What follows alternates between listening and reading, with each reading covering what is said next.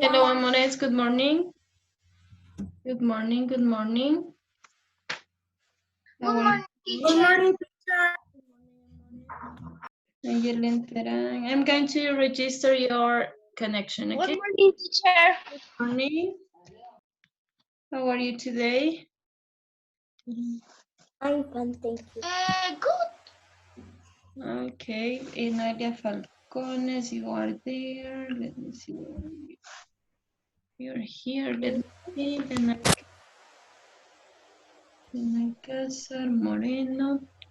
Gabriel. Estamos. Good morning, teacher. Paula. Brittany. Guevara es. Good morning, teacher. Good morning, amor. Santa Aquino. Let me see. Gabriel, I can't see you. Let me see Santa Aquino. Okay, good.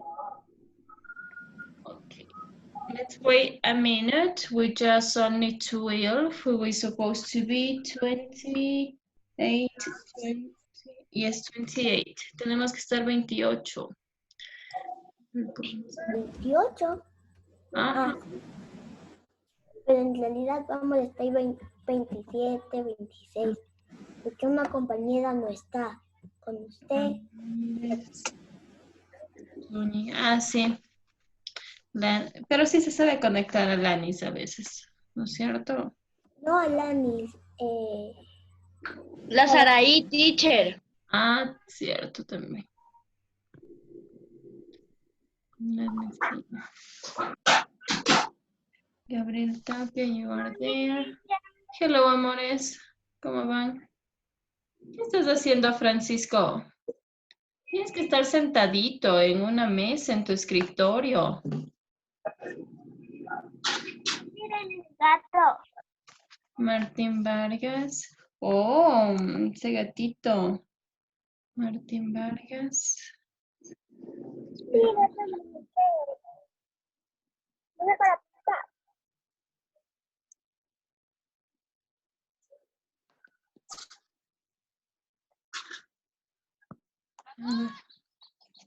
Y ahora se han quedado dormidos. Se han quedado dormiditos. Nos faltan Dylan Chávez, Ketsia Chica, Joaquín Guaño, Dylan Mora. Yo, teacher, yo en vez de dormir más, madrugué más. En serio, qué bueno. Me levanto a las 6:30 de la mañana. A las 6:30 te levantaste. ¿Y no te daba sueño ya? No. Niño.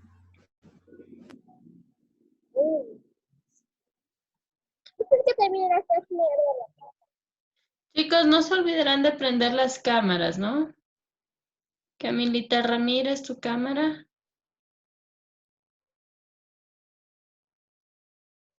Y ahora, chicos, ¿qué pasaría? Se quedaron dormidos. Y ahora No. esperémosle hasta que lleguemos a los 5 minutos, ¿ok? Sí.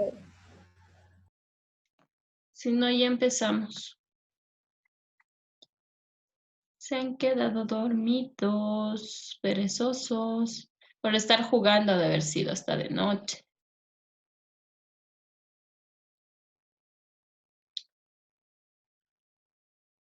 Luego mi mami me deja máximo acostarme a dormir a las 10. A las 10. Las 10 de la noche. Ya. Teacher, yo no sé realmente porque yo estaba en el celular y no sé, me dormí. En serio. Es que sí pasa, es que hay veces que ya, por ejemplo, tú te pones a ver una película y a veces te quedas dormido en media película. Entonces, Nunca me ha pasado eso, profe. A mí nunca me ha pasado. nunca te ha pasado en serio. Vemos Ok. Sí, digamos en la noche pongo y Ok, la chicos. película. Para Parece que no se van a conectar. We're going to start, okay? So please put your hands, close your eyes. 1, 2, 3. Dear Lord, use my eyes to see new friends. Open my ears to hear my teacher. Open my mind to learn new things. Let my heart remember you are near when I'm afraid. Help me to love others like you do. I want to shine your light so bright in my school. Amen. Amen. Okay, so we're going to start now. Let's go to our books because we are a little bit late about our content. So we're going to go to our books, okay? First that we're going to do is we have to write the date. We're going to write today's date. So please take out your pencil and here we are going to write the date. Today is Keto, DM, Tuesday, May 19th, 2020. Okay, write the date.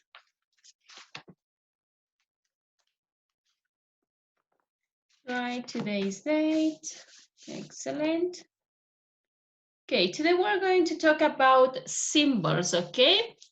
The national symbols of the United States and as well of the of our country. Sorry? Okay. So I'm going to ask you to help me reading, okay? Can you read, please? Alex, read about symbols. There are many symbols. There are many symbols that represent the United States of the nation. A state was a symbol and represent it. Okay, thank you, very good. So we have, there are many symbols that represent the United States as a nation. Each state also has symbols that represent it. So we're going to highlight this part. Take out your highlighter and we're going to highlight. There are many symbols that represent the United States as a nation. Each state also has a symbol that represents it. Then we have the Great Seal. This is the seal, okay? El escudo, the Great Seal. Can you read for me, please, Ayelen? The National Seal.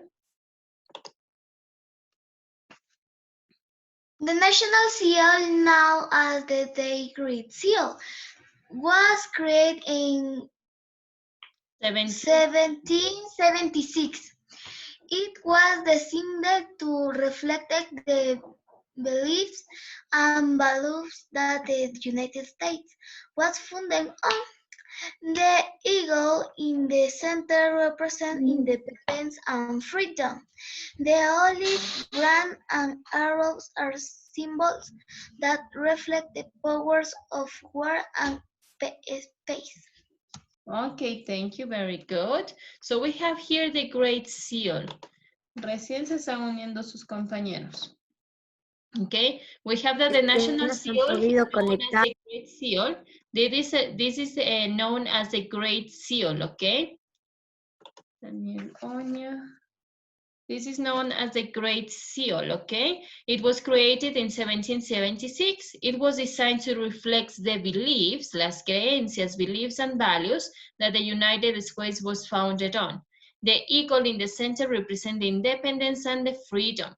The olive branch and arrows are a symbol that reflects the power of wars and peace. So we're going to highlight this, this part. It was designed to reflect the beliefs and values that the United States was founded on. The eagle in the center represents independence and freedom. Okay. Okay, there the olive branch are arrows, are symbols that reflects the power of war and peace. Here we have a lots of new words. We're going to make a glossary in this part. So let me see. Okay, I'm going to make a glossary. I cannot go more up. Okay, in this part. Okay, we have the first new word that is, you know that independence is independencia. Let's write freedom. Freedom is libertad, so it represents the freedom. Then we have arrows, you know that are flechas. Flechas. Flechas en libertad. Yes, wait me a minute. To reflect power, you know that war is guerra and peace, paz. Okay? So you know here that is. Yeah, con esta información you can understand better this paragraph. It was designed to reflect the beliefs, creencias, okay, beliefs and values that the United States was founded on. The eagle in the center represents independence and freedom. The olive branch and arrows are symbols to reflect the power. So the arrows reflect the power of war and peace.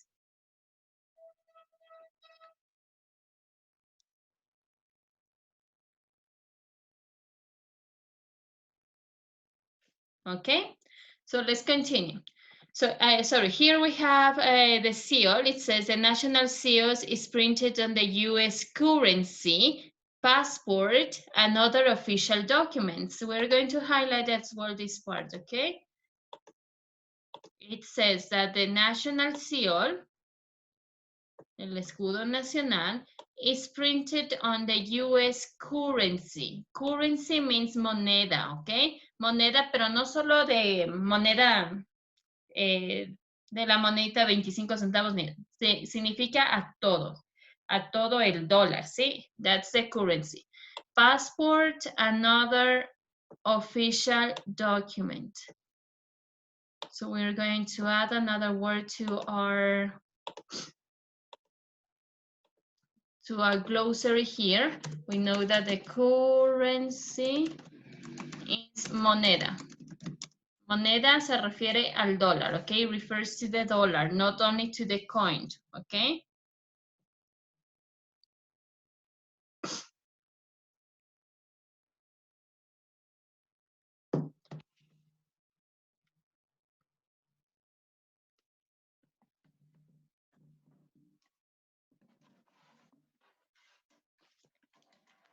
Okay, now let's talk about the flag, okay? We're going to talk about the flag. Gabriel, can you read, please, the flag, the national flag?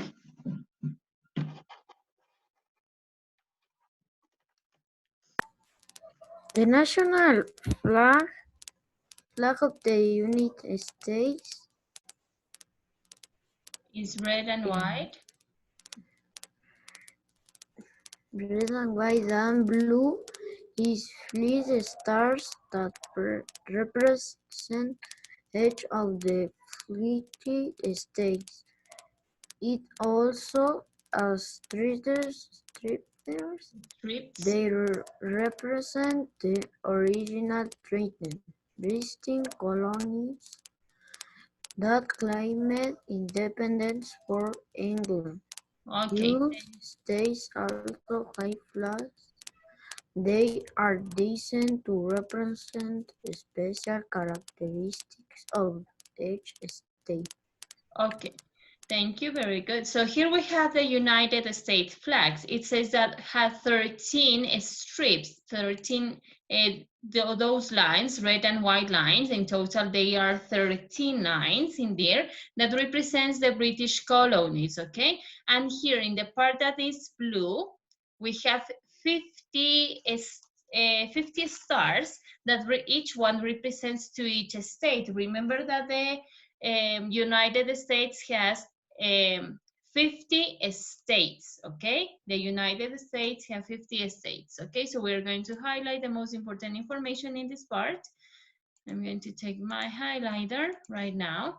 So it says that the national flag of the United States is red and white, red, white, and blue.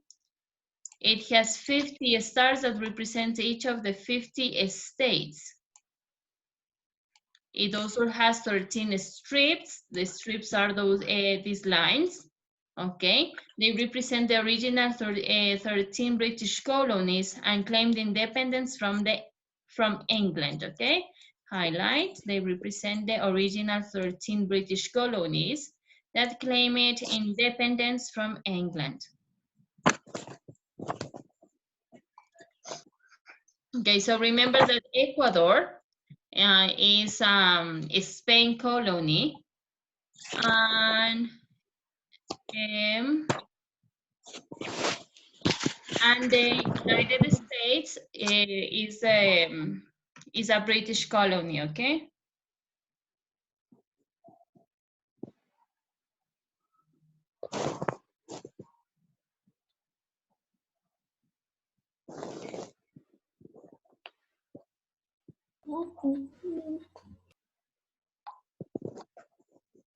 Yeah.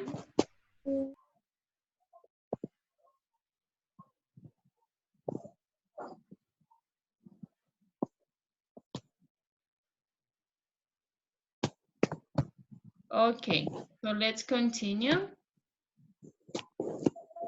Go down, down, down. We have the national anthem. Okay, the national anthem is a hymn. Okay, so we're going to add this word to our glossary in this part. Let me have my pencil. So we have anthem.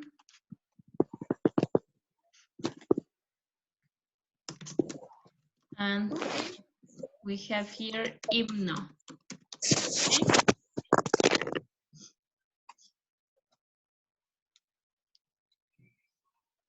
Okay, so let's go down, down, down again. Can you read for me, please? Let me see. Milena, what are you doing? Adrian, can you read, please, the national anthem? Okay. The national song or anthem in the Star Spangled Banner. It was written by Francis Scott Key in 1812. 1812, excellent. The national song, okay? The national song, el himno nacional, is a Star Spangled Banner. That's the name of the national anthem of United States, okay? So we're going to highlight this part. And it was written by Francisco Scott Key in 1812. So we're going to just highlight this part that I consider the most important for us, okay? Then we have other symbols. Can you read other symbols, please? Paula Alpala, can you read other symbols? There are other symbols that represent the nation and state as well. For example, the national bird is the bald eagle and the national flower is the red rose. Each state also has an official song, bird, tree, and flower. Okay, thank you. So we have another other symbols. For example, each province, each city of Ecuador has their own flag. Okay, for example, we have the flag of Quito that is red and blue. Okay, so as well in the United States, they have other flags for each state or for each city. They as well have different anthems. Okay. For example, we have a himno Quito, okay? So we have different symbols around our country as well in the United States, okay? So highlight, please. There are other symbols that represent the nation and states as well, okay? For example, they have the national bird, the blind eagle, and the national flower in the red rose. Each state also has official song, highlight. Each state has an official song. As well in Ecuador, each province has an official song, bird, tree, and flower. Okay, I'm going to play for you a video about the symbols of Ecuador. Okay, so let's pay attention for this. Let me see. Okay, here we have.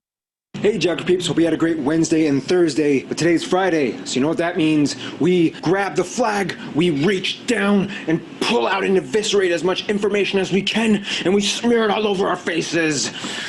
Sorry, I'm just kind of getting off of the pre-workout creatine that I just took a little while ago. Without further ado,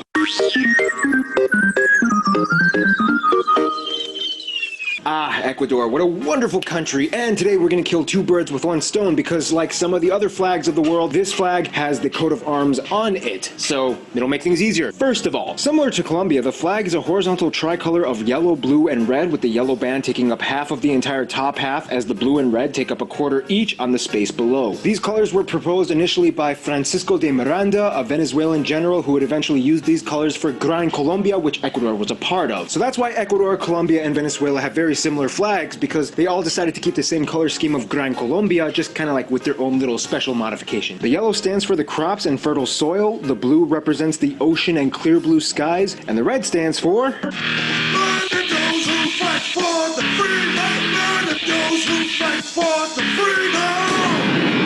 By the way, that masterpiece was animated by Vincent, the one and only. Thank you so much, Vincent. I have the best interns in the world, and Vincent, can't wait till you come and visit here. I'll see you in a week. Now we get to the coat of arms in the center. The coat of arms depicts an oval shield with Mount Chimborazo, the highest peak in Ecuador that we forgot to mention in the Ecuador episode, as well as a river and a steamboat on it representing the Guayas, or the coastal regions. And if you look really close on the ship, you can see a caduceus representing trade and economy, and a small Ecuadorian flag in the back of the ship, once again making Ecuador one of the few flags with a flag of its own flag on its flag. Flagception. I mean, there's also the spear flanked flags on the side of the shield, but you know what I mean. If we move up just a little bit, there's a golden sun with the zodiac astrological symbols of Aries, Taurus, Gemini, and Cancer, representing the 4 months that the March Revolution took place on, that ousted General Juan Jose Flores, who was the first president of Ecuador that they kind of didn't like. A condor sits atop the shield and symbolizes power, greatness, and strength, as well as the readiness to attack any enemy. In between the flanked flags are a laurel branch on the left to represent victory, and a palm leaf on the right to symbolize the martyrs that fought for liberty. Finally, underneath the shield lies a bundle of sticks with an axe representing the dignity of the republic. By the way, just for future reference, the bundle of sticks with an axe sometimes coming out of it is called a fasces, and it has its roots in the Etruscan civilization that inhabited the northern and western parts of modern-day Italy. See, the thing is, Ecuador was actually the first country in South America to declare independence from Spain, so they kind of had like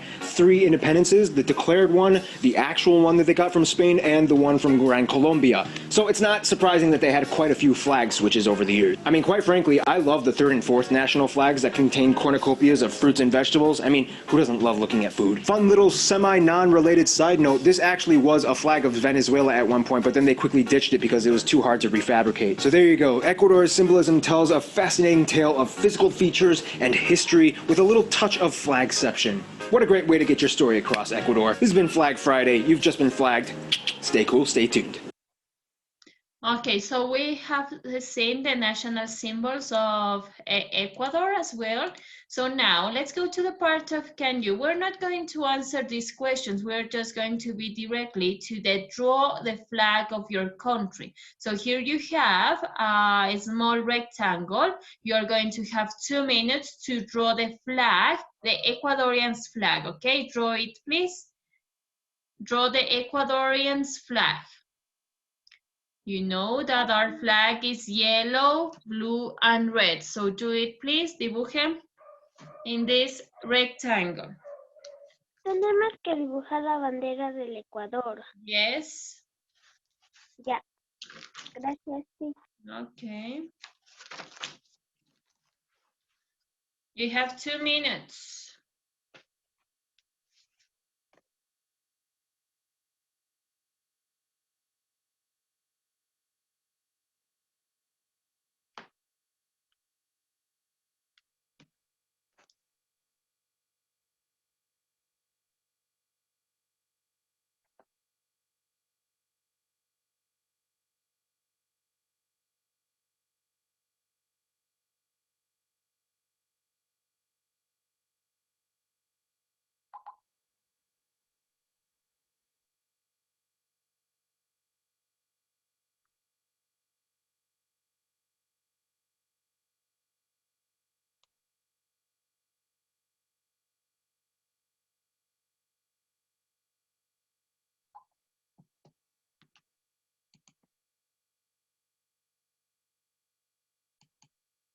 You have 1 minute left.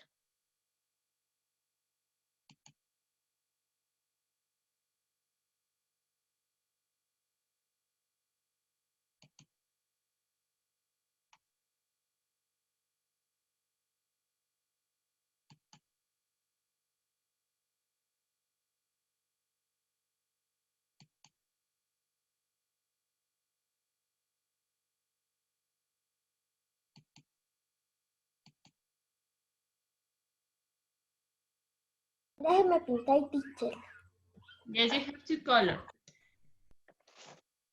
Milena Zapata, I can't see you. What happened? Estás tapando con algo la cámara, Milena.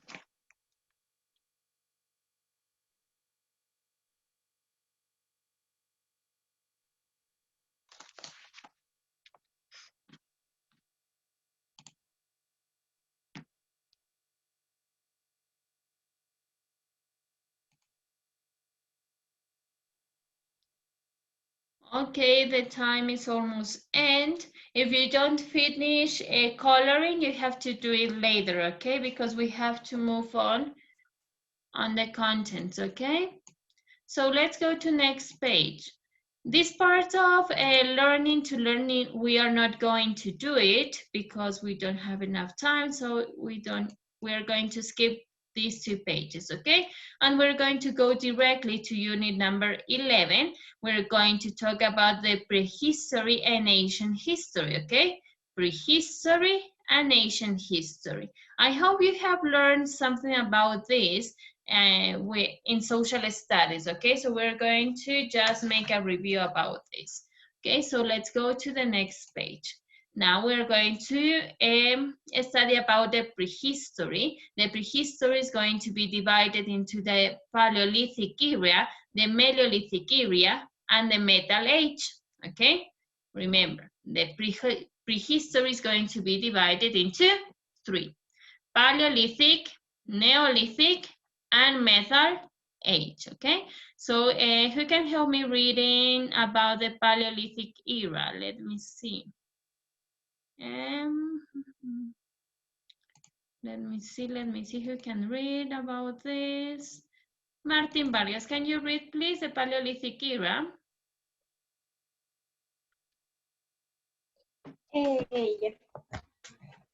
The Paleolithic era started more than 2 million years ago. Okay, continue. Early human beings. Okay. Early humans being moved around to find food. They used stone and bone tools to hunt animals. They picked wildlands. People lived in caves and huts. They learned how to use fire. Okay, thank you. So we know that the Paleolithic era started more than 2 million years ago. Okay, it started 2 million years ago. The early humans, the first humans that was part of the Paleolithic era, they used to move around to find food. Okay, so they don't have a special one only home. So they used to move around. Okay, if they don't have enough food in the place they were that day, so the next day they will walk around to find more food. Okay, they use stones and bones to make it tools. You know, tools are herramientas to hunt animals. Okay, so they use stone and bones huesos, to do tools and hunt animals. So we're going to write in our glossary here. Let me make a glossary in this part. We have tools, herramientas, okay? Hunt, remember that hunt is cazar. They used to hunt animals. They pick wild plants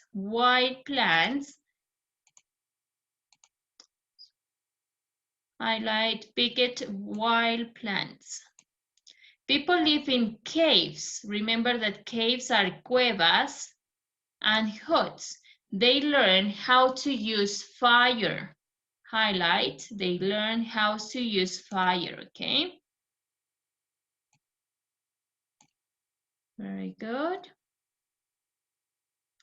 Now let's go to the Mesolithic era. Can you read, please, Kerly? The Mesolithic era.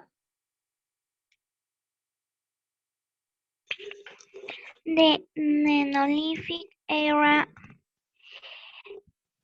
began about the 10,000s. 6,000 years ago. People developed agriculture to cultivate the land and staying in the same place.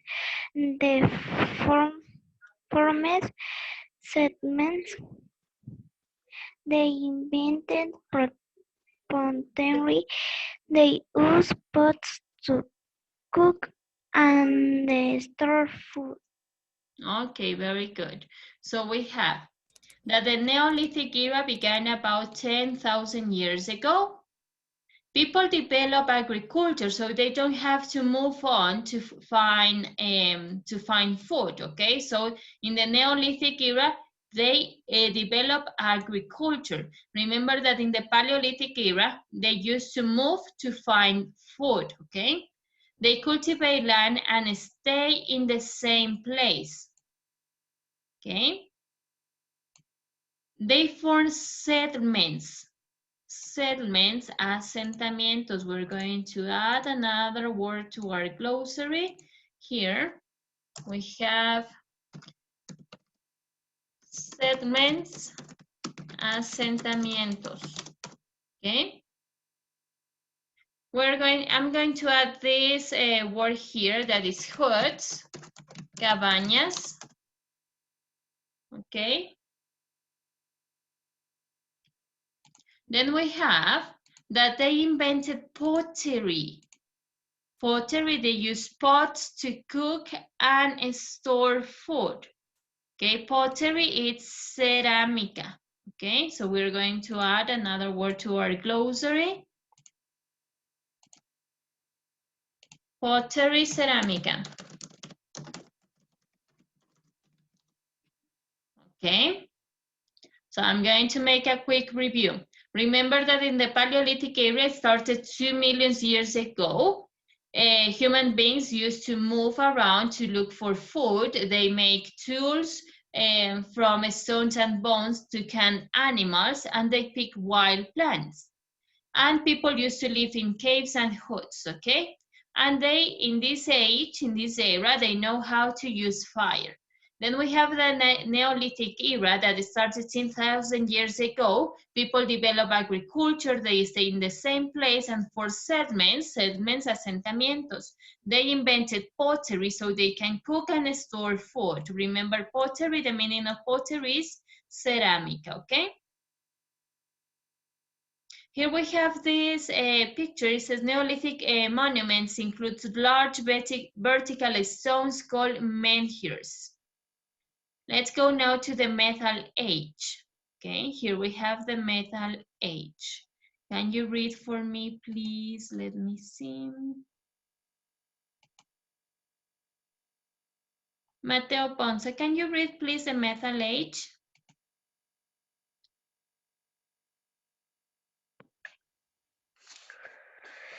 The Metal Age should begin about 6,000 years ago. People used metals, they used copper stones and other bronze and iron stones. They invented the wheel, the sailboat, and the plough to cultivate the land. They exchanged goods while other people they live in villages wise for protection. Okay, very good. So the Metal Age started 6,000 years ago. Okay, remember that the Paleolithic era started 2 million years ago, the Neolithic era started 10,000 years ago, and the Metal Age began about 6,000 years ago, okay? People use metals, they use copper tools and later bronze and iron tools. Remember that tools are herramientas, okay? They invented the wheel, la rueda. They invented the wheel, the soil boat, and the plow to cultivate the land.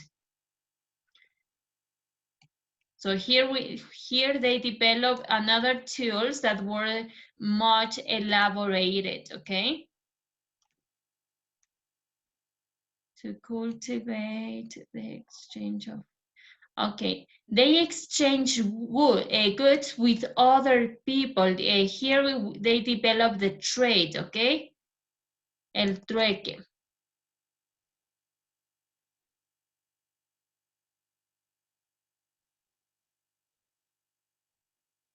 Okay, so we're going to add some, we're going to add here, we have the soil boat is el velero, okay? Sailboat, velero, okay? Because they develop the wheel, do you know the wheel is la rueda, the soil boat, velero, and the plow.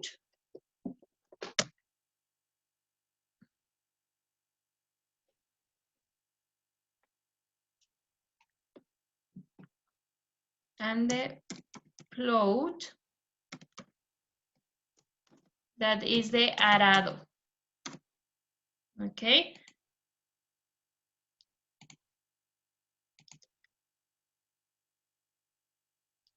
And they live in villages. Remember that they form, in the Neolithic era, they form settlements. So in the Metal era, they live in village, okay? They form villages now. Let's highlight this part, with walls for protection. Here we have a graphic. It says in Metal Age, craftsmen created bronze and copper objects. So these are made of bronze or copper objects, okay?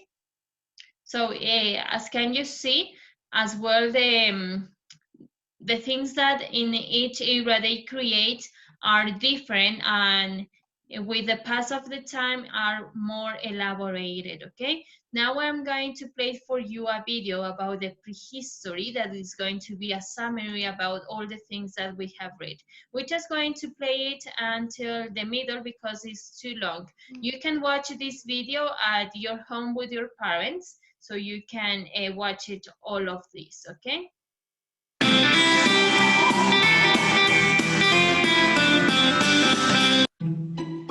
Hello friends, welcome to new Happy Learning video. Today, we're going to learn about our prehistory. The first thing we need to know is that our prehistory is divided into 3 different periods: Paleolithic, Neolithic,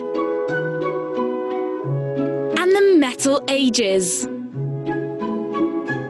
The Paleolithic begins with the appearance of the first human beings and ends 8,000 years before Christ.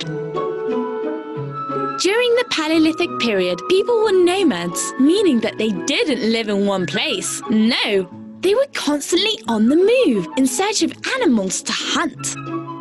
As they were hunters and gatherers, they needed to follow the animals in order to capture them, and at the same time, they collected wild fruits they found on their way. They lived in tribes, in small groups formed by families, and they found refuge in caves where they would paint on the wall. These paintings were done with a mixture of charcoal, earth, animal fat, and water. Look, here are a few examples. The truth is, it's absolutely fascinating to think that these first paintings, these first artistic representations, were drawn thousands of years ago, don't you think? Both Paleolithic men and women wore animal skins, which they had hunted previously. and they used tools such as an axe and spears made out of stones, wood and bones, which they themselves carved.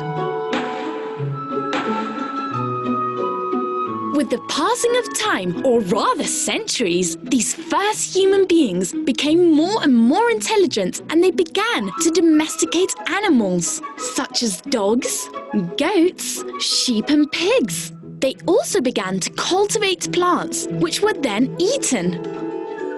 With the arrival of agriculture and farming, everything changed. Man stopped being a nomad and became sedentary, and the first villages were made. This is when the Paleolithic period ends and the Neolithic begins. The Neolithic started 8 million years before Christ, when we discovered agriculture and farming, and it finished 5,000 years BC with the beginning of the Metal Ages. Men and women in the Neolithic produced food by cultivating the land and domesticating animals. We can say that they were the first farmers and agriculturalists of our history. Better yet, our prehistory. As they had to look after their crops and animals, they constructed small villages and began to settle in them permanently, meaning that they transformed into sedentary. Not like the Paleolithic, who were nomads because they were moving constantly.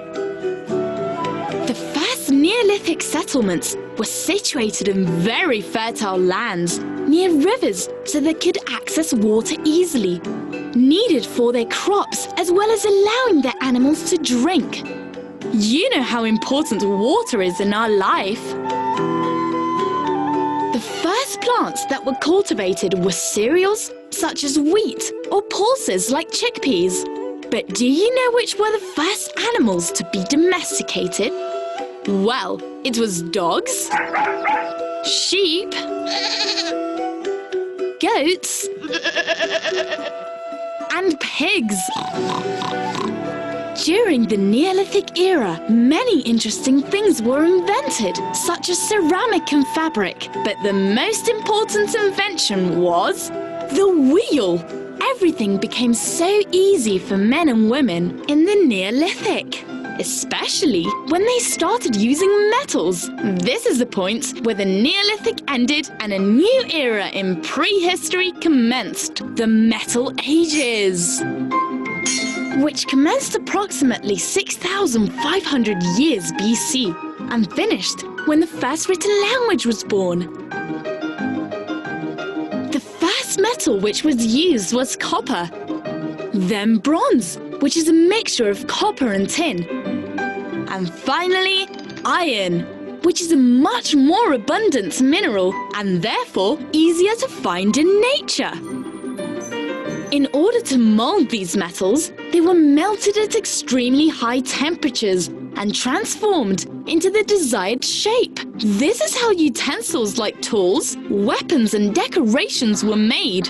This process is called metallurgy. Through metallurgy, crafts and trade. Okay, I'm going to stop it there, okay, because I think that the information is enough.